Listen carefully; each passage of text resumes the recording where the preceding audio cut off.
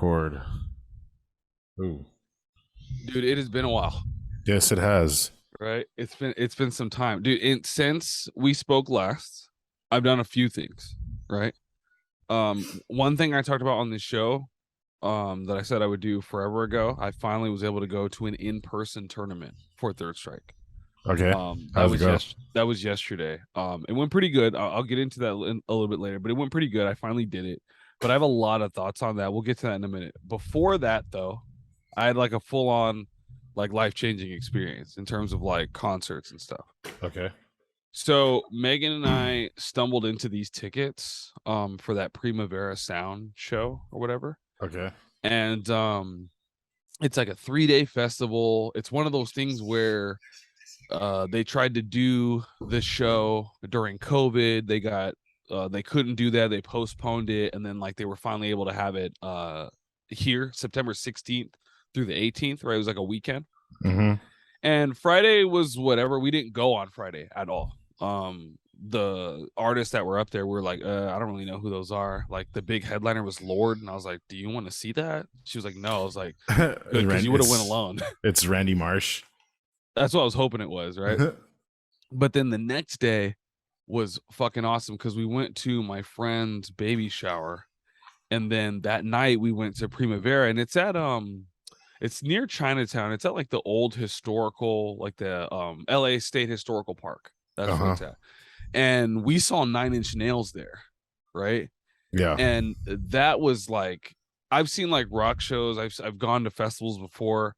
Not like the 3-day ones, but the ones where it's like more like a Warped Tour or something like that, where it's like a big thing. Yeah. Um, and Nine Inch Nails was like by far like maybe the best live musical experience I think I've ever seen. Yeah, I've heard that before. I heard that he now does he play with the band or is it just him by himself? No, it's band. Oh, okay. Yeah, I've heard that they're a really good show. Yeah, like, you know how sometimes you see like a live band and you're like, oh, it sounds just like the CD, and like that's it, Mm-hmm. right?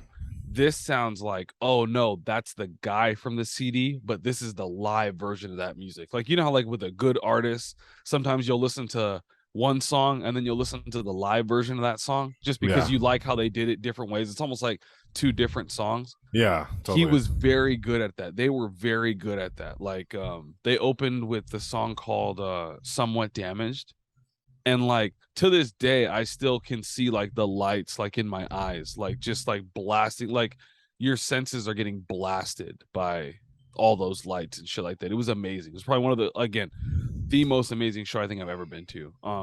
And then but when we got there though, I heard this band. They were on like one of the smaller stages. They're called Fontaine DC. Okay. And I was like, oh, they're really good. I like that sound. They kind of have like that like post Britpop kind of sound. You know, I love Oasis, but Yeah. they were really cool. But then I saw this group that I really like out of Texas called Quarring Bin. It's like a really weird spelled name. I've heard of them before. Yeah, they do like beats with like a lot of like groovy type shit. They're just like a three-piece where it's just drums, guitar, bass. Mm-hmm. And it's like really, I don't know how to really describe it. It really sounds like that old Thai surfer music sometimes. It kind of sounds a little bit like that, like behind beats. Like they sound like the kind of people that like rappers would sample. Yeah. Like, you know what I mean? They were fucking awesome. They had a, this is what I love, and I know you as a musician can appreciate this. So their guitar went out. One of the guitars went out and it was all fucked up. They use a lot of effects, and Yeah. one of the guitars went out and it was kind of fucked up, and he still was doing his thing. It happened like towards the end of the set. So Oh, like, really? yeah, so like the last like three Lucky songs lucky him. I've had horror stories about that shit. where it just goes out completely. Yeah. I got finish your story. I'll tell you a story about that. Yeah, so his was great. It was totally fine. He was able to like piece it together. It was all great. She was holding the showdown too. Like it was one of those things where it's like, oh shit, like they're not fixing it. We've been stuck in this song like for a minute. Are we gonna move on to the next thing? And then the bass player was like, all right, whatever. She took charge and like she moved the sound to something else. Is fucking awesome. So that was Saturday. Okay. Mm-hmm. Sunday, I was kind of iffy about going, right? Well, you know how fucking LA is. I parked across the street, like in the reses, and on Saturday when we went, I parked across the street because the parking for the place for the venue, they were like $30. I was like, Fuck okay, that's that. Yeah. fine. But Yeah. it was like 2 blocks away. So I had some friends go see Ramstein a couple weeks ago, Uh-huh. and parking was like $70. So I Crazy, huh? so I parked in this area, and it's one of those fucky wucky areas in LA where like you can only park this way but not that way. Yeah. And so I got a $70 ticket No on shit. that day, yeah, for Nine Inch Nails. Totally worth it. The tickets were free, by the way. $900 tickets. I acquired them for free. $900 tickets. Wow. Yeah. So I was like, I'm totally fine because we had the wristband for all 3 days. So I was like, all right, that's totally fine. I'm totally okay with that. The next day, though, we parked in like Chinatown more, and we spent like the $20, but walking down to the venue was a little sketchy, but then walking back was cool because you're with the mob. You're with like the horde of people. Yeah. But that second day, we saw Arctic Monkeys, right? And a lot of my friends hate Arctic Monkeys. Totally fine. I get it. I like AM. I like Josh Homme. I like Queens of the Stone Age, and that album was produced by Josh Homme, which I dig, right? But the one thing that was crazy as fuck, right, was we get there on Saturday, right? And we're seeing all the people with the Nine Inch Nails shirts. People have Nine Inch Nails shirts, the Quake symbol on their shirt. They have all kinds of just Trent Reznor, Nine Inch Nails shit, right? Why the Quakes? He did the music for that. Oh, okay. Yeah, he did the music for the first Quake. And all the sounds and shit. So there's people with all that shit, right? And then we get to the big stage. You know how like it's a big stage at the venue. It's not like that little one. We get to that big main stage, and all I smelled was like a little bit of weed, my own weed, other people's weed. It was totally fine. We were just chilling there. The next day, in the same place, at the same time, we're watching the Arctic Monkeys. Right in front of us, the people are like, hey, did you bring the coke? And she's like, yeah. So then they're doing lines in front of us, right? And then she taps the other dude on the shoulder. She's like, Rodney, did you bring the meth? And he's like, I'm all out, dude. Friday was like a bender. Fuck. And I'm like, what the fuck? Like Arctic Monkeys? Like you would almost expect this, or you would almost think this of like Nine Inch Nails, right? It's harder music, it's like metal, whatever. No, fuck that. These people like to party. So the Why lead singer, do you always call me when you're high? Right. the lead singer came out, or like he had like a weird kind of like entrance, and he came out, and when he came out, these people rushed the stage. But we had not seen that at any other place or for any other artist that day. It was like super weird. But we were just cool. We just stayed in the same spot. It was cool to see him. We were like relatively close. And it was dope. It was a cool set. We didn't stay for the whole thing because I think because he has like a weird accent, that some of the songs on AM he did really slow.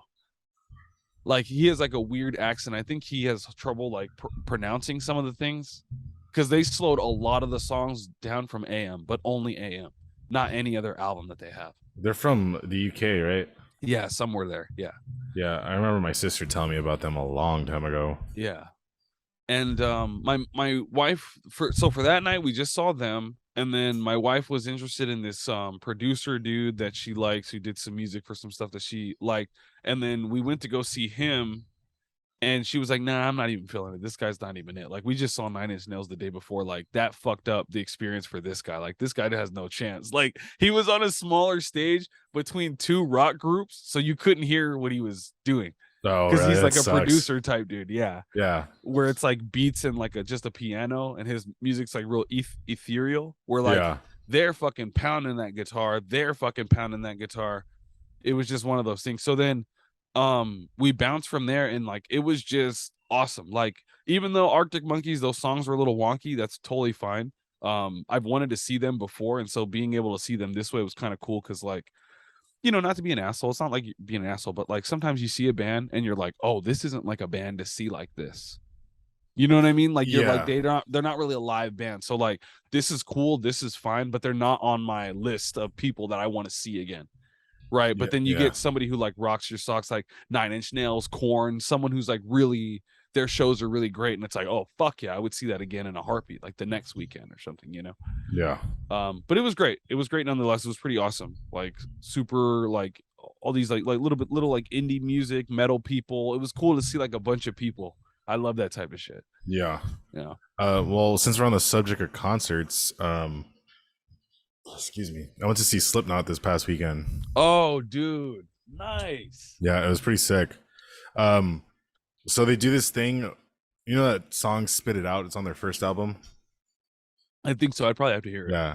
So, they always do this thing where they make the entire crowd sit down, Mhm. and then when like the drop comes, he makes everybody stand and jump up, right?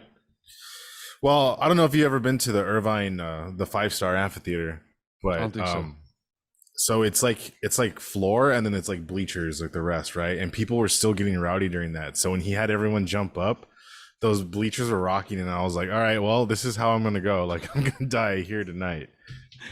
It's like a soccer game in Iran. Like you just hear the bleachers like just go nuts. Jesus fuck. You know that like what was it? 120 people died in that shit. Yeah, those are usually really bad. Yeah, No, those it, are it, usually, like, it really wasn't in bad. Iran, right? It was somewhere else. I think it was somewhere else in the Middle East though. Yeah, Something like that, right? I Yeah, know what you're something like talking that. about. Yeah, but like a fuckload of people died during that. But there was one only a few years ago, though, I think in Ireland or England in some way, where like they were jumping and you could see on stage that like that whole top part was like breaking or whatever. Like, yeah, that's wild shit. It's funny, right? They get over the hooligan shit, not to even to go on this for too long, but they get over the whole hooliganism, right? Of UK, of like UK soccer culture, and then they just have to deal with fucking code, like building code shit. Like the rest of us, you know what I mean? Like there's no rest for the wicked. You had said though too, you had a story about a guitar failing on stage. Oh yeah, the first show I played with my band back in like 2010, the band I was in at the time. I let the previous person borrow my stuff to play. I mean, like I didn't know better, like, and I never did that again after that because when I got on stage, nothing was working. So I played the whole I played the whole set with no distortion. Like it was just clean guitar. Like it was just like a short somewhere. Yeah.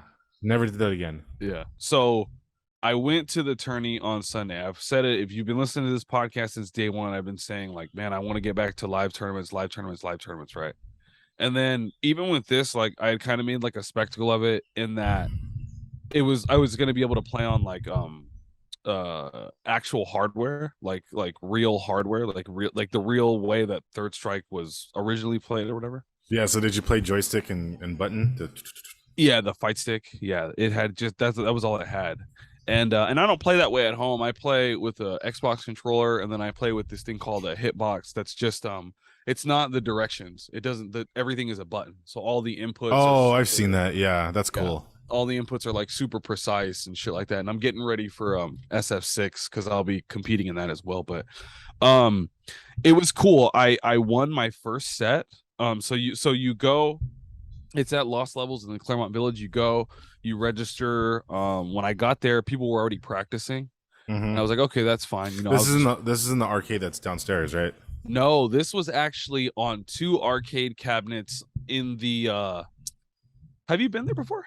I've been to the one in Claremont. Yeah. So it's not even in the store. So don't even think about that. Now look at the wine place right next to it. It's like straight down that hallway, closer to where that ice cream place is, and you're playing in the middle of that ballroom kind of thing. Oh, okay, that's cool. Yeah. And so they had two machines back to back.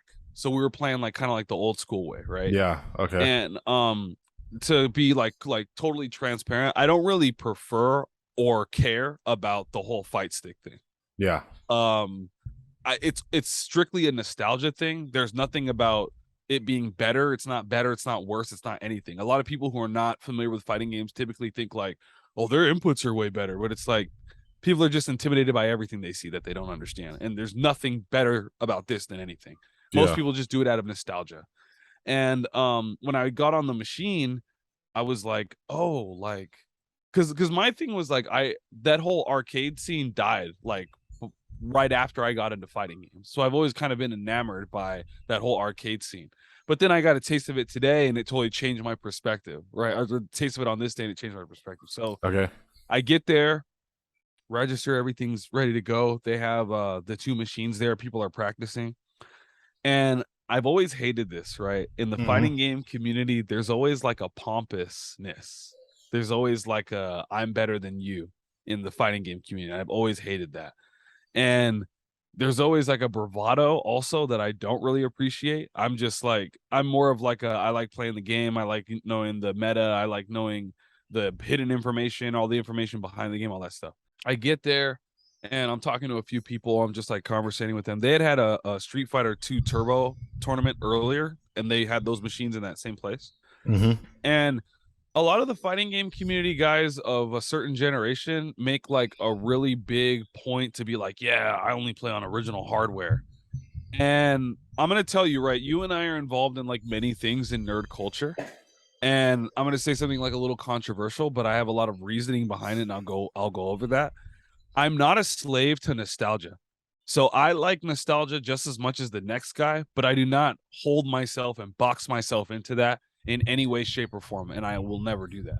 Yeah, so it's a Go ahead. it's a little hipsterish to be like, sorry, hold on. Yeah. It's a little hipsterish to just be like, oh, I only use box controllers or boxing or arcade sticks or anything like that. Yeah. Yeah, and so for me, I'm like, well, you're locked in this world now, and you're not experiencing the rest of the world. So, for example, I'll just give you just a quick side piece. For Third Strike, it's one of the most popular Street Fighters out there, next to number two. Yeah. Number two is really popular. Number five is really popular, but that's a newer success. But out of the arcade games, it's really two and three that are the most popular because of where they're placed in the 90s, right? The Street Fighter 2 came out in 1992, and they're the author of fighting games. So they're the ones that created the genre. And then Yeah. Third Strike came out May 12th, 1999.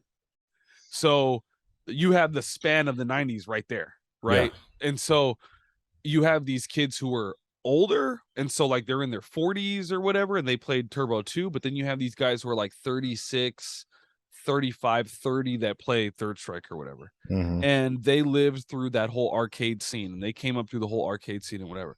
But in that time that has happened, Capcom has re-released the game in weird states, and one of them is really good, but it's not accessible, and the rest of them are not really. The community does not deem them acceptable.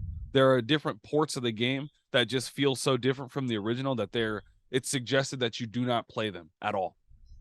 But then there's community stuff, and this is why I built a PC initially. There's community stuff. Like I play on this virtual arcade called Fightcade. And what that has is a thing called rollback netcode. What rollback netcode is it allows me and the player to always be in sync. It's a better form of online matchmaking than anything else that you've used before. Mhm. And so I play it that way. When I play it that way, I could play it on my PC. When I play it on my PC, I could play it on an Xbox controller. I could play it on a snack box. I could play it on a fight stick, which I have over there. But these guys lock themselves to this nostalgic way of playing. And I understand that, like, once you get comfortable, you get comfortable, but there are so many other ways to play the game. Yeah. And so that's the part that fascinates me as somebody who's 20 years too late, right? So I get there, I'm playing, and there's always been this huge emphasis again in this fighting game community, especially in the Third Strike community, because I'm on a lot of the forums and on the Discord and stuff, and they're like, oh yeah, you want to play on an original Blast City or a CPS3? No problem. So we get there and we're playing. The first guy goes up, right? They call the first guy's name. He's playing. Well, the machine that I'm looking at keeps doing this raster jump. You know how, because they're CRTs. So it keeps doing this random raster jump when he's playing. So I'm like, what the fuck is that? I'm like, what is that? Everything in fighting games is about frames and frame advantage. And especially in Third Strike, you want to parry so that you're forcing frame advantage on yourself and not on the player. And so it was like sometimes they would throw a fireball, or sometimes they would block, or sometimes they would parry, and then this raster jump would happen. But it will only happen on one machine. So that's like a malfunction, right? It's a malfunction. It's not getting enough power. It's not getting enough power from the thing, from the breaker that it's on, right? But then the other one didn't do that or wasn't doing that. Then think about this, right? So they call my name and I'm on deck. So they call my name and the other guy's name and we're on deck. But then there's two people playing right in front of us. Yeah. So I'm waiting for their set to end, and then I'm gonna talk to this guy. Hey, which side do you want? Do you want this side or that side? Because some people are dominant on player 2 side, some people are dominant on player 1 side. So it's a gentleman's thing to ask him what he would prefer, right? He's like, okay, I'll just take this side. Okay, no problem. Okay, the guy before me though was fucking up, and he sucks, like, right? He wasn't doing well. So he was just like slapping the buttons and slapping the joystick. And we all have to use this now to compete. And he's over there fucking breaking it. Yeah. So I'm like, what the fuck is going on? So then I jump on the other machine. And when I get on the other machine, the guy played Ken and I played Ken as well. But the dude played Ken, and then I was like, oh, motherfucker, are you serious? I was like, okay, whatever. I played Ken. Dude, I don't know what happened to that dude. I don't know if he got nervous. I don't know what happened, but that guy got eaten up. Like, he made me look like an Evo Pro. And I know I don't know the game that well. But he was just moving really slowly and he wasn't parrying anything, so I ate him up 2-0. So I got a taste of the winner's bracket on accident. That's funny. I went there to lose. I went there to get 16th out of 16, but I got 12th because this fucking dude. Yeah, that's funny. So you're playing, and then think about this too. You're not in an online lobby. You're not at your home sitting down. You're not eating, or you're not playing with your cat, or you're not with your girlfriend, or you're not with whatever. You're standing here in this hot ass place waiting for all these sets to run so then you can play. So then here comes my neck, and it's double elimination. So here comes. So was the typical gamer BO in the in the area? They're a little bit older. They're a little bit older, so there wasn't the typical gamer BO, but people get really close to you. They've learned to shower. Okay. Basically, yeah, but they get really close to you. So where I was like, dude, we're all trying to look at the screen, but it's fucking hot in here. So we all have to kind of space each other the fuck out. You know what I mean? And so I get ready for my next set. My next set comes up. By the time the set comes up, I don't even want to play because I've been standing up for so long. Yeah. But I'm like, dude, I'm fucking tired. So I sit down in the thing and I'm playing. And one of the guys that was there was like, oh, I like that there's like a lot of character diversity or player diversity here. Like, we're not just playing the same characters. But there were 4 Makotos in the tournament. And there's 16 people. So that means 1/4 of the tournament was Makoto. So when I played the first set I played against a Ken. That's called a Ken Ditto. So it's both of us playing Ken. My next set was against Ken versus Makoto. And she used the same super art, which means she used the same strategy. Then the next person who beat me was also Makoto. And I'm like, and I fucking hate Makoto, to be honest with you. Everybody hates grapple characters. Makoto's kind of like a grapple character with like a dash. Let me look up Makoto real quick. Yeah. She looks like a girl Ryu. Oh, I've never seen this character before, if being honest. She first came out in Street Fighter 3, and so she's like Ken and Ryu, but she's a lot slower, but she hits hard. Like really, really hard. Okay. So I lost to 2 Makotos, and I'm like, well, fuck, I wish that in the bracket then I fought other people because there wasn't that many people. There were like 2 Hugos. It was just whatever. So the last set that I played, so I lost to the first Makoto. Now I'm going to talk about the second loss to Makoto.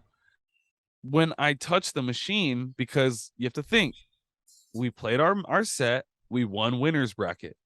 You don't start winner's bracket, you start loser's bracket. Then you go to winner's bracket. By the time I retouched the thing, there's very few times in my life where I'm like, oh, I just acquired like a whole fucking ecology of germs like on my fucking hand. Like, you know what I mean? Like, you could almost feel the germs. It's like when you get real Osmosis Jones about your body. Yeah. And you feel like you can like see and talk to the germs like a Disney movie. I grabbed onto the stick and I was like, ew. It was all slimy and gross. It was fucking gross. So I'm playing and I'm trying to like do my thing. And I wasn't even playing on the original machine that I was supposed to be playing on, right? I played on the other one. This one's sensitivity, it's an arcade cabinet. So you forget about the fact that like it's a 20-year-old machine. So the stick on this is not the same as the stick on that one. Yeah. Because it's original hardware. So when you think about original hardware, you think like, I'm playing the pure thing. You're playing it on a 20-year-old machine. I'm playing it on a 4-year-old machine that has technology from today. So I'll even give you another. Right before my set, there were 2 people playing, and the guy who was running the tournament added a fan to the breaker. Both machines in the middle of their set. In the middle of their set. One guy was up 1-0, one round but he had one match point and it's best of 3. So he had a match point plus 1 round, and they were like, let's just scratch that. We'll just go all over. So he had 1 match point but no round. And I was like, I would be fucking furious if I Yeah. beat him I'd be and then pretty I had mad all too. that meter and then now my meter is gone. Like, what the fuck? Because the meter stores up based on how you use it. It's about that game's about being resourceful. And yeah, I was like, you know what? This whole original hardware thing is like overblown. Like, it's like kind of like people are overthinking it, because I think that using the resources and using like what's available today, like stuff like Fightcade, stuff like the PlayStation 3 or Xbox 360 version of Street Fighter Third Strike Online, playing a more modern Street Fighter and using that online, those are the ways to go. Like, other than that, think about this. Think about this. I was thinking about this in the car. If I wanted to play this game competitively again, I would have to drive all the way down to Orange County and go to Barcode, because that's where the Third Strike scene is at. It's in Garden Grove. So I'd have to go Oh, all really? the way. Yeah, I would have to go on Wednesday and Friday That's after work. a little interesting piece of information. What do you mean? It's kind of like, well, you go to a city and be like, "Hey, dude, we're Third Strike over here. Like, get out of here, dude. Third Yeah, Strike only." they're like Angels, Rams, and fucking Third Strike. We don't give a fuck about all that other shit. Yeah. Yeah, like, and I was like, I don't want to do that, right? I would have to drive 30 minutes every Wednesday and Friday to play there. And then I watch on Twitter when they're playing, and there's just like a dude standing behind you and he's next. And it's like, that's not the environment I'm used to playing in. I'm used to playing from the lab. I'm used to playing from in here. So I was like, you know what? All the tournaments I do from now forward for Street Fighter specifically, because it's an old game. So like, I have that problem where like some of it might be fight stick, some of it might not. But like, I wouldn't have that problem with Smash, right? Smash is only played one way. So I'll go to a live or an in-person tournament for those games, but I will not go to an in-person tournament for this game again, unless it's built on a setup. Like, unless I can build or bring my whole setup. Does that make sense? You got it, dude. That's the only way you're gonna win is if you bring your shit with you. Well, the fight stick shit is like, what? When you pull it out, you pull it out of a case, and it's like it has like a felt like screen over it, and you're just like, that's what I want. I want a case for this. I want to pull this out of like a manila envelope that's got like velour inside or something. Like, I want to look unsuspecting. And you carry it in like a little, like that little envelope, and you're just like, you place it down carefully and open it up. Everyone's like, "Oh, I'm gonna get the gold lights." So I'm that'd gonna be get the sick. gold lights, so it's just like Pulp Fiction. That's tight." Yeah, so I'm glad I did it. I said I would do it. I'm glad I did it. It finally opened up. Because we've been going through COVID shit because we live in California. But yeah, it was an experience. And again, it's not like I'm not talking shit or any other stuff. It was a great experience, but it was like a one-time thing for me. I don't see myself doing it like that all the time. Got to work your way up to Evo, dude. Yeah, yeah. Well, I got to play a game that's actually is an Evo contender. That's what I'm trying to do with 6. Did you see that they announced the Mortal Kombat 30th anniversary? Yeah, but did you see it's not anything? I thought it was a whole new. I thought it was a whole new game. It's nothing. No, it's not. Oh, okay. When I saw the trailer, it was like, play it today. It said play it today on top and watch it today or whatever, or play it today and watch today. And all it had was their old games and where you can buy their old games and the old movies. Oh, that's stupid. And then the animated stuff. I was thinking, because there's a group online that I follow. These guys are remaking Mortal Kombat Trilogy in a modern engine. Uh-huh. So they're taking a game from like N64 and running it through like Unreal. And so they're doing really good with it. And they what they've shown is really cool. But I haven't seen NetherRealm or anybody at Midway. I'm sorry, not Midway. NetherRealm. Whoa, you threw it back. You threw it back with Midway. I remember the Midway logo. Yeah. That was like Mortal Kombat and like Resident Evil, right? Resident Evil was that?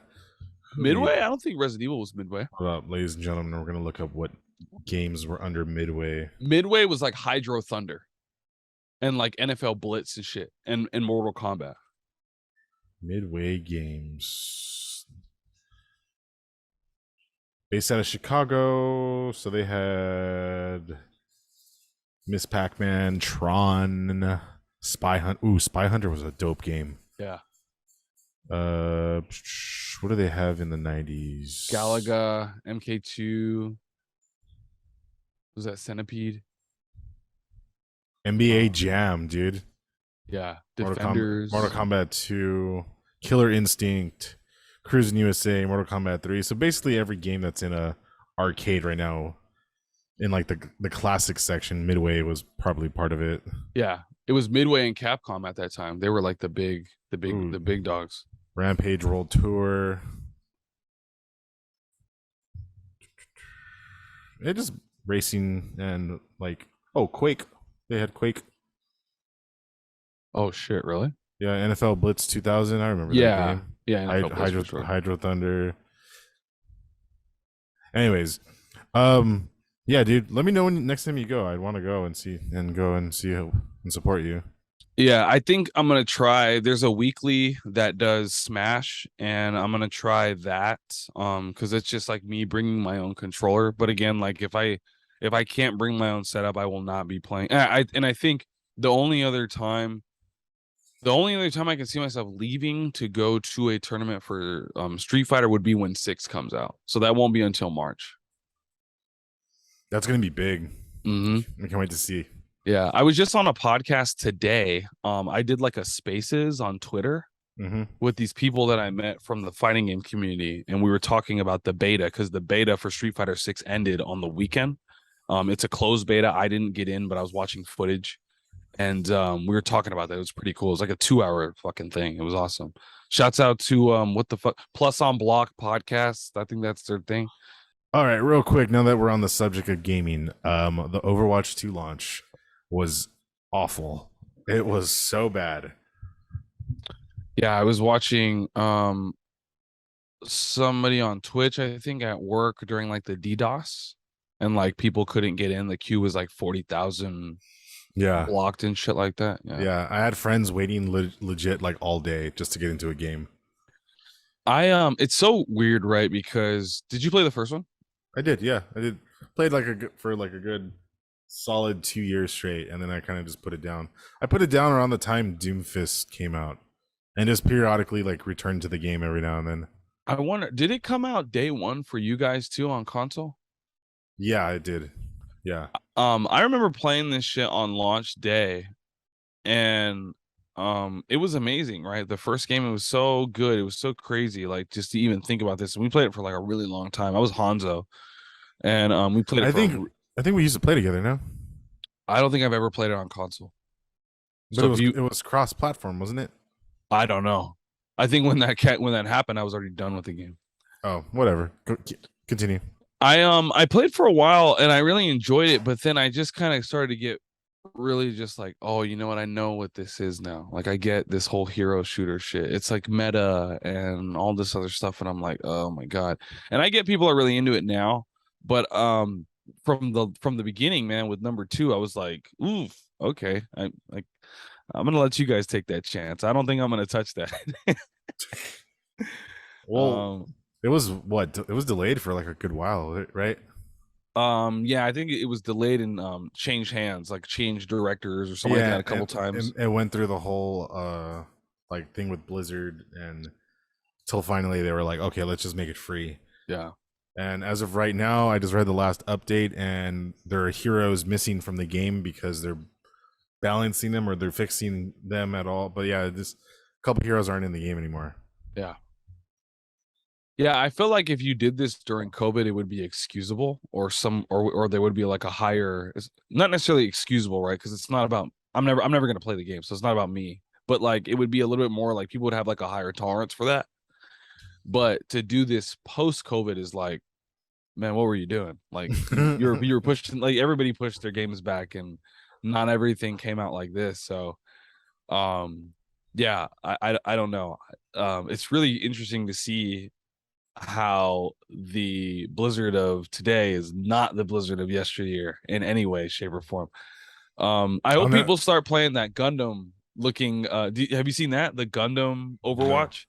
No, I have not. I gotta check that out. Dude. What's it called? It's called like a Mobile Assault or something like that. It's not a mobile game though. Oh, okay. I was like, what the fuck? I'm not gonna play a mobile game. No, because it's called Mobile Suit Gundam. Yeah. Yeah, that's the only thing where they fucked up. Gundam over. Oh, it's called Evolution, I think. Yeah, and it looks good. I was like, oh, okay, this doesn't look all that bad. Let me look it up. Evolution Blizzard.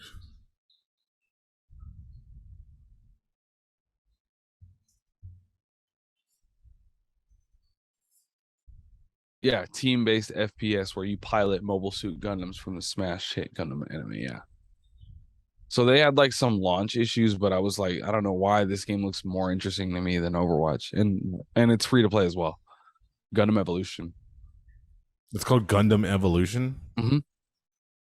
What the fuck? How come I'm just hearing about this? Yeah. And it's free to play. You said, what is it on? Is it on everything? I'm looking at it on Steam. I don't know who else they're gonna come out with that for. 2 teams of 6 players. It's like Overwatch. That's what it says. Yeah. Bandai Namco.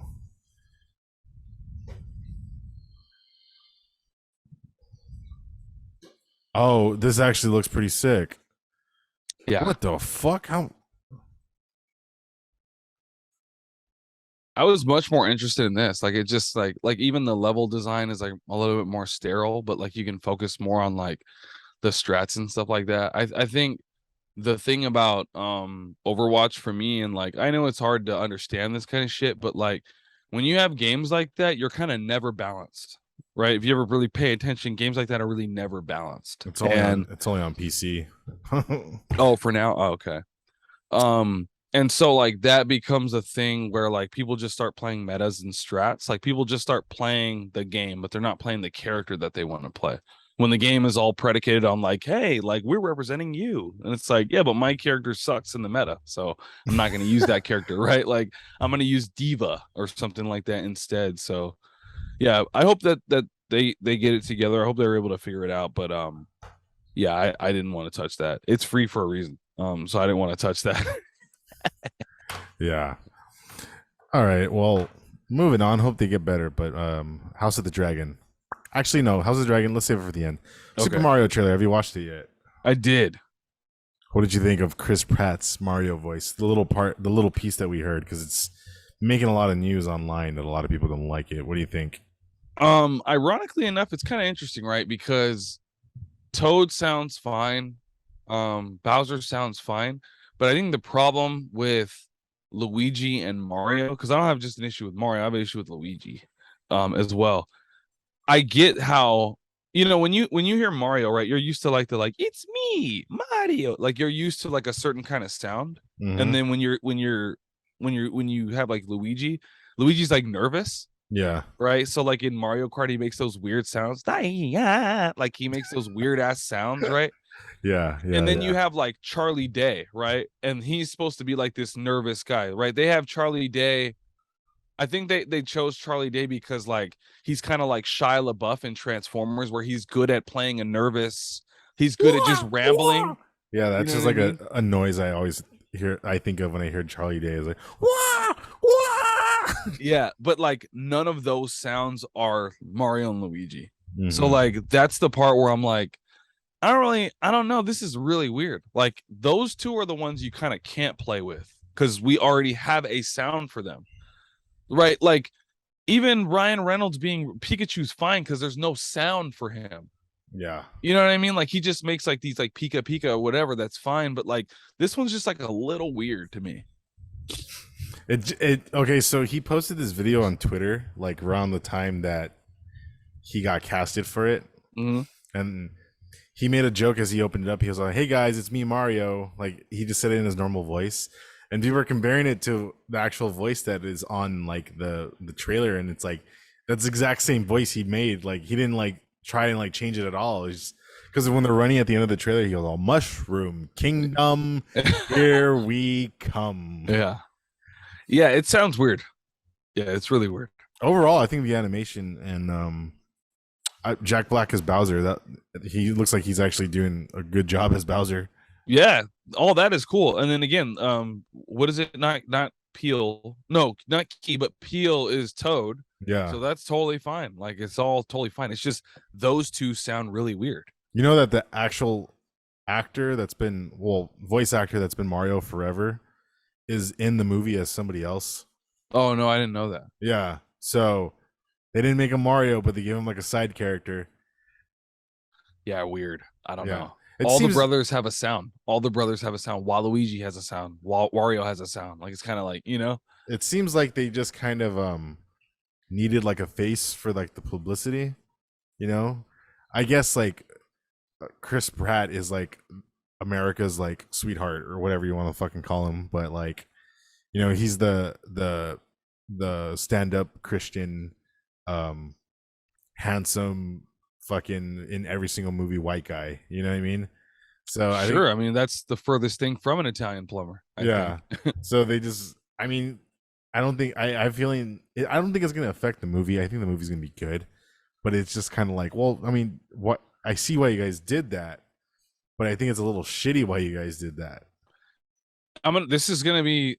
You may not like this, but the John Leguizamo one to me hits it a little bit better than that because it's just like a street guy. So at least you sound like a plumber, right? At least you sound like a New York Italian plumber. You don't Yeah. sound like all it's a me pizza pie the way that Mario is depicted, but you sound more like this other thing. Like you You sound know- like you're from a Spike Lee movie, but it's fine. Like it makes You know, sense. that voice wasn't like that until Mario 64. Yeah. Yeah. There was no place to put the sound file. You remember the Mario cartoon, what he sounded like on that? No. It was just like hold on, Mario. Let me go to YouTube real quick. Sorry. It's funny that you even brought up Mario 64 because you know how like when you turn it on and there's like the face thing and you can play with his face? Yeah. That's exactly the sound that I think of when I think of Mario's sound. So like it's me, Mario. and like that drum and bass steel drum version of the Mario theme. I vaguely remember this cartoon, the Super Mario Brothers show. Oh yeah. I've seen this before, but I've never watched it. Are you looking it up right now? Yeah. Yeah, his voice in here. Hey, I'm even okay with this. It just doesn't sound like it just can't sound like Chris Pratt. what the fuck? I don't like remember this rap, this like 90s rap part. I love that shit. Yo, that beat's kind of hard though. What the fuck?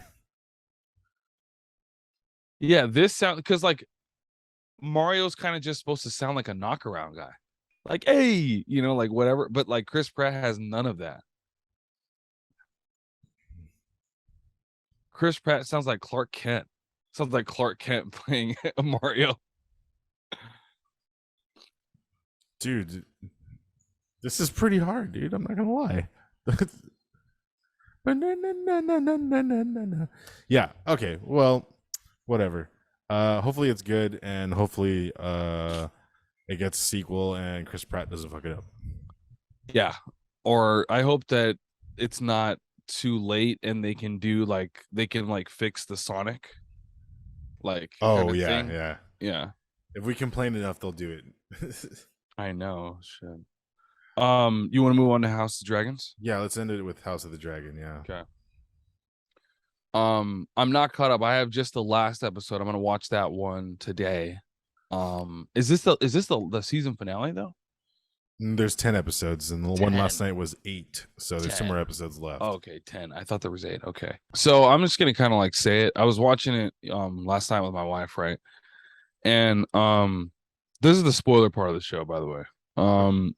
And Spoilers. I'm watching the thing and Rhaenyra is like so the show is moving at like a really fast pace, like Yeah. really fast. It's really like information dense the way that the way that Game of Thrones is, but not as slow drip as this is, right?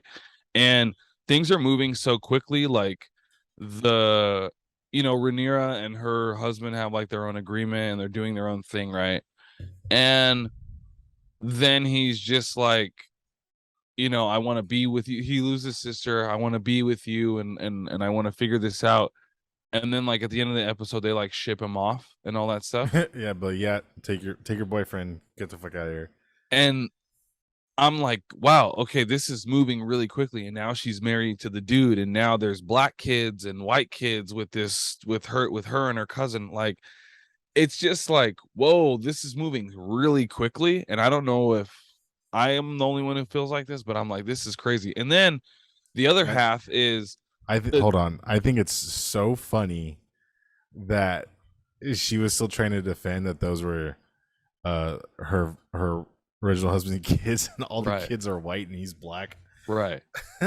Um, I didn't understand that part. I didn't get that. And I also really wasn't getting um I guess the incestuous nature of Game of Thrones was like really the limit for me. Yeah. Right, where the Okay. two people, the two brothers and sisters who fuck each other are bad people. They're bad people and they're over there. Mhm. But this niece is fucking like her great fucking nephew kind of thing by way of Jon Snow and Daenerys, right? Mhm. And it's like, I can kind of sit with that. I would not really condone that or fucking do that, but I'm okay with that. This is like uncle and niece, like right there. And it was entertained when they were younger. So I still got to see this shit with a different actress. And now I'm seeing this shit with a new actress, and it still feels weird. So I don't know like what's going on here, but the incestuous nature. And I understood that this story was going to be about the Targaryens. I get it. It's called House of Dragons. I understand. I'm not fucking here for it. You know what I mean? It's really fucking weird to me. That's the way he wrote it. I don't know. Yeah, it's just really weird. Like, I'm okay with her being a little loose. I'm okay with her fucking the fucking first hand all the time or whatever the fuck the guard's name is. I'm okay with that. All that is fine. But if Doctor Who's your cousin, stop fucking him. You know what I'm saying? Like, No, it just, that's her uncle. I'm sorry. Yeah, I'm sorry. If Doctor Who's related to you, stop fucking him. Like, I can't shake that part. It's so strange to me. Yeah. I think it's funny how just like Viserys just got fucking older and older. Like this dude's like 100 years old now, Yeah. and Damon's supposed to be like 10 years apart, I think, or something like that. Okay. But okay, so they're leading up to like the Targaryen civil war, obviously. Um, so so the show's probably covered like a good like 40 years of like not 40, probably like 25 years of history so far. So there's still like 150 years to catch up to the series. I know, but it's the first season, right? So what the fuck? Are you gonna do this in four? You know what I mean? Like, or is this a I 4 season miniseries? Like, are we just going there? I would be happy if it's like 3 seasons. You know, That's so quick. I don't know. This speed feels like the last season of Game of Thrones. Where like it kind of looks cool, and then it's like, wait a minute, you just keep introducing shit, and you're not buttoning it up, and you only have that much left of the show. You know what I mean? So like yeah. it's starting to just feel a little weird to me. Not just the incestuous stuff. I battle with that on my own. But the pacing of the show is also just like going in like a weird direction. Do you feel or no?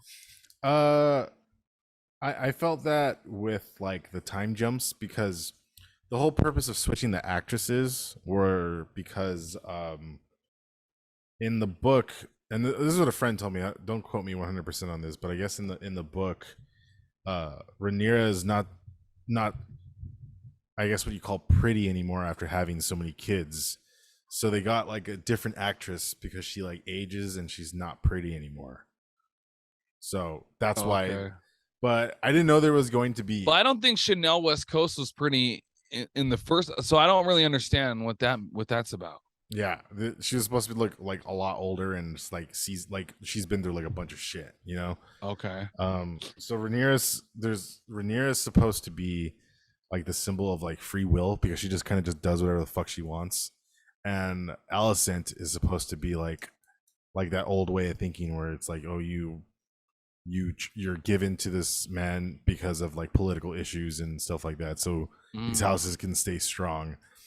And so there's been like this looming war that's been brewing between black, which is the Targaryen, and the greens, which is the High Towers. And it's leading to that. And yes, I don't really fuck with the incestuous stuff. I kind of like I don't know, I skip that part, you know what I mean?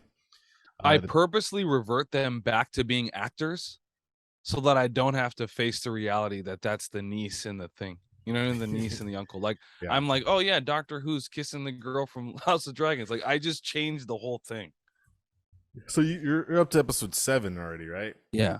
So We're gonna watch the other one tonight. So you saw the one where his wife, before Rhaenyra, she killed herself with the fucking dragon fire, right? That was fucking legendary. That was dope. I don't know why I thought that was so cool. She's punk rock as fuck. She did it her way. I heard Frank Sinatra when I saw that scene. She did it her way. Well, I mean, may as well go out like that. I mean, she was gonna fucking die because they couldn't get the baby out of her.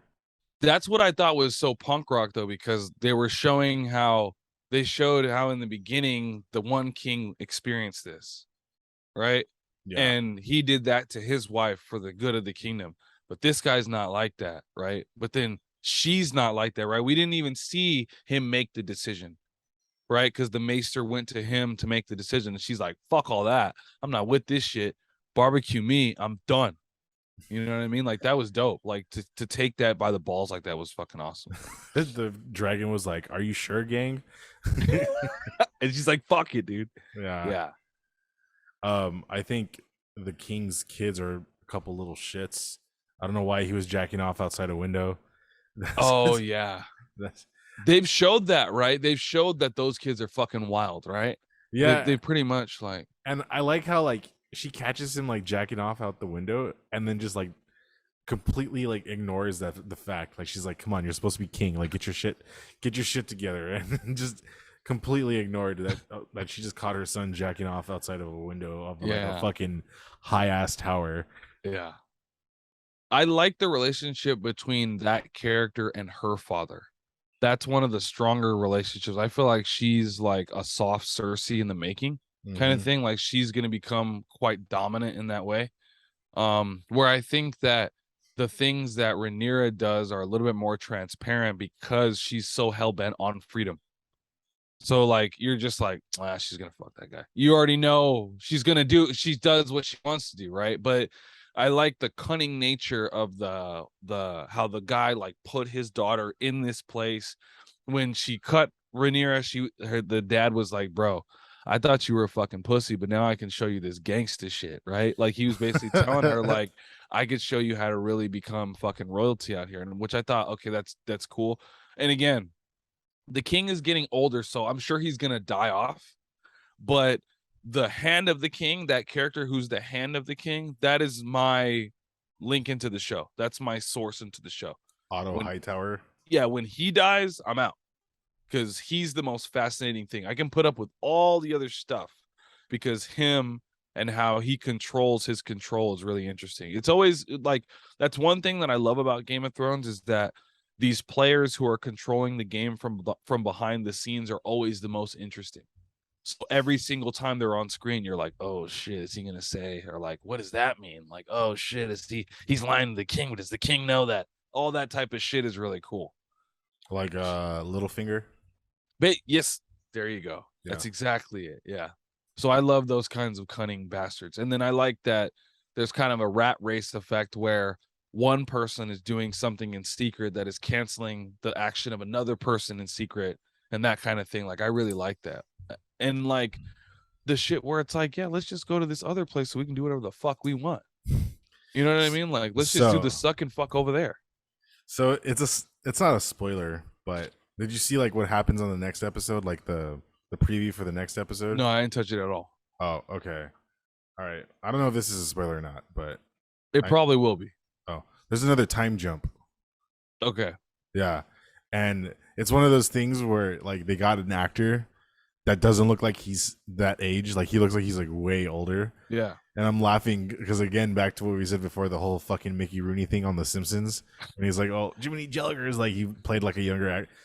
So the guy that plays Aemond, the kid that loses his eye, the guy that plays him, the older actor, is like fucking like 40 years old, dude. Like It's Steve Buscemi with the yeah, skateboard. he has to be. Yeah, he's Hans Moleman with He's a like, I'm skateboard. hip. Yeah, that's That funny. that shit had me laughing through the episode. But I did some research. I did like some research. I read some stuff. Um, the whole like so again with like the civil war that's coming, it's literally like Damon and Rhaenyra, and then Aegon, and then Aemond. Like those three like break off. I think the actually maybe even like be a 2-on-2, but um in the book there's something called the battle over God's Eye, and it's Damon versus Aegon, and they're both on their dragons, and it's supposed in the book it's depicted like really fucking epic. So I think that's going to be happen in the season finale. Oh, that's really cool. I yeah, I dig all the dragon shit. So bring on the fucking dragon. Bring on the fucking war. Yeah. You know what I mean? I live for the fucking dragon. Wait, so let's why the fuck was that episode so dark? Dude, I was complaining about that too. Yeah, that was You know what's really dark. You know what's funny is that those scenes were actually shot during the day. It's just the filter that they did. So HBO said, well, if you have like a 2022 OLED TV, like it looks perfectly fine. And it's like, dude, how many people have a fucking OLED TV? Hey, let me go get that. Yeah, Yeah. you're fucking me in the ass for $15.99 a month. Let me go get that OLED TV right now. Not gonna lie, I think as soon as House of the Dragon finishes, I think I'm gonna cancel HBO Max. Oh, really? Yeah, like before we go into this, House of the Dragon episode 8, Crystal needs to watch it, so we'll do more of it on the next episode to see where it's going. But hot take, HBO Max is now worth a shit. Like there is nothing on there that interests me at all. I have kids, so it's a little different, but I have been waiting to see what this HBO Max Discovery app is going to be, because they're going to cancel this and cancel Discovery and then turn them into one thing. So I kind of want to see what that's got on there. I want to cancel it too. At the same time, will I get grandfathered into a new price, because that shit's gonna go up when Discovery. Oh, true. Yeah, it's gonna be like I bet it's gonna be like $19.99 a month.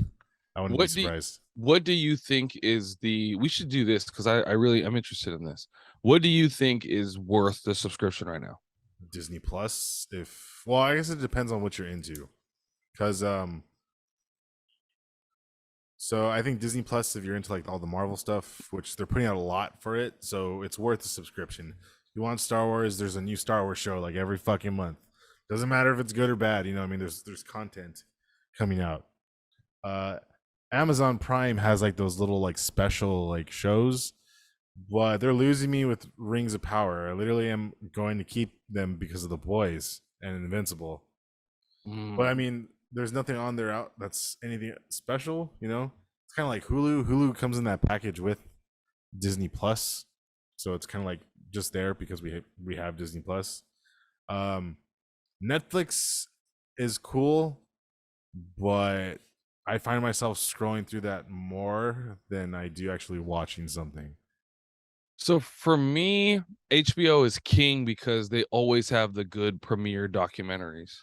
And then which that's the part that has not changed. In all the hands that HBO has changed, that part has not changed. For me at least. Netflix has great documentaries, and that's like pretty much the only thing that I watch. Disney Plus has good stuff, but it's more my kids that are the driver of that. I don't really care much for Disney Plus at all. Every now and again during the holidays, I get super nostalgic and I sit with my son and we watch like the Treehouse of Horror. You know how like during the holidays, yeah, you know what I mean? Yeah. And so I could either justify having it all. I could justify having it all year, but I could also justify just having it in October. Disney is like my wife and my kids, so that's like big on them. Hulu I just have as a contingent because of the Disney deal. My dad uses my Hulu more than me. And Amazon, I never fucking watch anything on that. I might just get rid of that one. Except for The Boys. Yeah, but even with that, I'm like, I'd rather just get it when it's on and close it, because I don't watch anything else on there. You know what I mean? We did like my son was into The Weeknd had did like a music video. I like the music stuff, like those kinds of special things. I really dig on that. And my son was into that. But other than that, I don't know. I mean, I only eat off the crumbs of all of them. I'm not the main audience for any of that stuff. Yeah. You know what I mean? So What's it called? Netflix is making a bunch of money off of Jeffrey Dahmer right now. yeah. Yeah. They just released the Jeffrey Dahmer tapes today, Yeah. which are like the tapes from the actual interviews and shit like that. And But- that's the thing. That's what I watch because I can't spend 10 hours watching this guy play Dahmer when I can spend 2 over here and get all the real information. Did you watch all of it Of what? of the Dahmer show? No. Oh, dude, I'm only watching the docs. Oh, the show was fucking crazy, dude. Yeah. Yeah, it was a hard watch. A couple because a couple episodes they really depicted it pretty accurately of like how it went down. I mean, they didn't show like the actual action of him killing them because out of respect for the family. But then I learned that a lot of characters in the show, Netflix kind of just put their character in there without the consent of the actual people, so they're kind of like dealing with that right now. Oh, I see. Yeah. But I mean, it is kind of shitty for the families who just see people walking around as in a Jeffrey Dahmer Halloween costume. You know what I mean? Yeah. Yeah. Or when they open up their Netflix and they see this fool's face there. Yeah.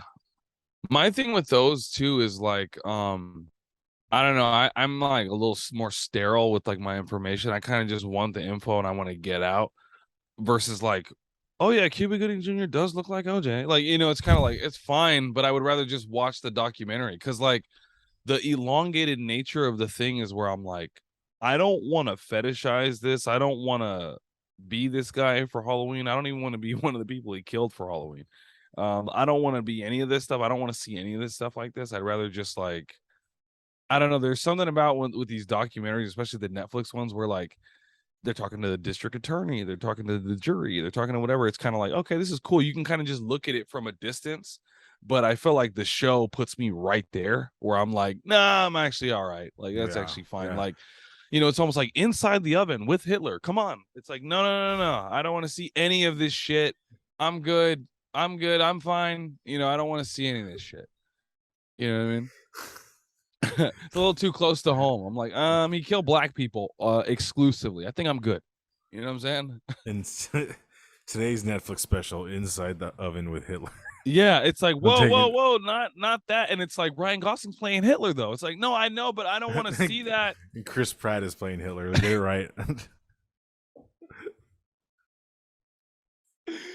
With Ryan Gosling as Himmler. Like, it's like, I'm okay. Sometimes I like leaving those kinds of massacres like in that documentary or like, oh, I would see this at school kind of space versus like, again, like Cuba Gooding Jr. is like Orenthal James Simpson. Yeah. But I have to say this real quick because I wrote this down as a note. You know what celebrity does too fucking much in their fucking movies? Who? Tom fucking Cruise. You know what I read today? Tom Cruise is going to do the first spacewalk. For a movie? For a fucking movie, bro. Through by the power of L. Ron Hubbard, brother. I mean, let's go, dude. You better plant that flag. It's just a picture of him on it. Yeah, I saw that dude shatter his fucking ankle doing a stunt for Mission Impossible, and I was like, that's a real fucking dude. Pay him his bread. Pay him whatever he wants for Mission Impossible. That guy, it was gnarly. And I get real sensitive with the ankle shit. I used to skateboard. I could never watch like pro bails and shit like that. When you watch that ankle just say fuck it, it's weird when you watch a bone say fuck it in someone's body and it's just like, like, yeah, it was gnarly. Oh, is this You when he, haven't like checked that out. when he jumps from the building? Yes. Oh, here's the slow motion footage. Oh no, I can't. No, I'm good. I'm gonna watch it real slow-mo. quick. Oh my god. You could see it like from his pants. You're like, that's not his fucking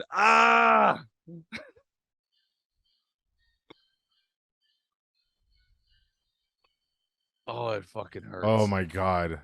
Yeah. Yeah, dude. He crushed it. He broke it up against the building. Yeah, I hope you eat I hope you eat a carrot and think of him. Like, I hope you bite into a real like good carrot and think of him. I wonder if they kept that scene in the movie. They fucking better had. You know what I mean?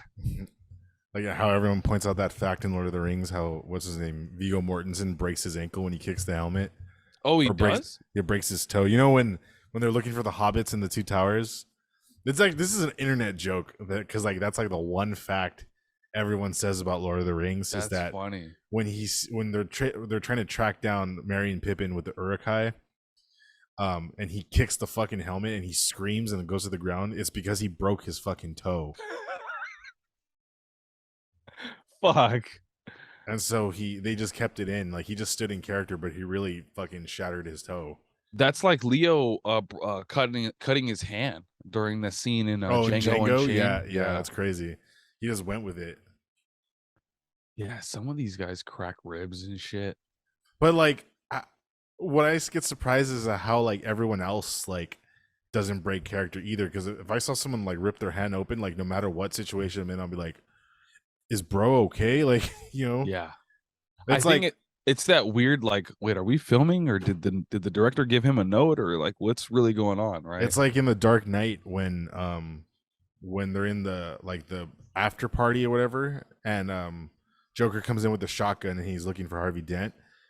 Michael Caine was supposed to say a line when he opened the door, but that was the first time he saw him as the Joker, and he was just like speechless. But like Heath Ledger just went with it. Oh shit. That's dope. Those scenes are the best. That's a movie that's loaded with like just go with it scenes. Or Like the like detonator and all that shit. or like when Jared Leto played a paraplegic in fucking Morbius, like spot on, dude. Morbius too. Yeah. You know Yeah. what? Before we go, I remember there was a joke a long time ago, like in 2009, with like the scary movies and stuff like that, where it's like, hey, and when bootleg movies were like a thing, when it was like, hey, you want a movie? I got Avatar 2. And now like Avatar 2 is actually coming out, and I'm like living that joke. I'm like, dude, this rumor of this movie was so like locked in myth that people were making jokes about it, and now we're actually getting that movie coming out Yeah, years and like almost a decade later, right? more than a decade later. Right. Yeah, 12 years. Yeah, this is insane. Wow. I'm still hyped for it. I mean, I'm not gonna see the first one again. McFarlane Toys has a toy line. Just saying. I just saw him today at Target. Oh, really? Yep. Oh, you know what? I went to Frankenstein. You know, we'll close on this. So I went to Frankenstein's on Saturday. Okay. And when I was at Frankenstein's, my cousin was telling me about how there was a gargoyle set, but it wasn't from the animated series. I think it was McFarlane. Yeah, you get them at Target. And so he bought a Goliath, and then it's my favorite ones. You remember those Play Arts Kais I used to get where like you open it and it's got the Velcro? I love that. I'm a sucker for that.